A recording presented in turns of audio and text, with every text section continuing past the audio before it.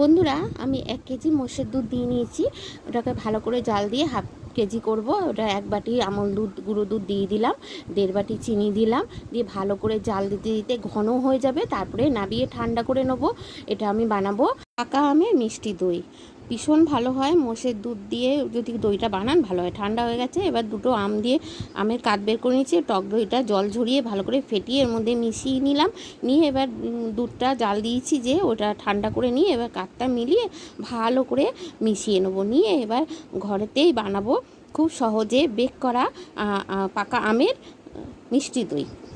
দেখুন, এই দুধের মিশ্রণটা টিফিন বক্সে ঢেলে নিলাম। টিফিন বক্সে কিন্তু এক ফোঁটা জল যেন থাকে, শুকনো থাকে, ফয়েল দিয়ে দিলাম। এবার কড়াইয়ের মধ্যে গরম জল আর একটা ঝাঁঝি থালা দিয়ে উপরে ঢাকা দিলাম। টিফিন বক্সে ফয়েলটা থাকলো না, ওভারনাইট রাতে রেখে দিয়েছি। রেখে দেওয়ার পর দইটা দেখুন কত সুন্দর হয়েছে। মিষ্টি পাকা আমের মিষ্টি দইটা দারুণ হয়েছে। ঘরে এরমভাবে বানাবেন, ভালো লাগলে একটু ফলো করবেন।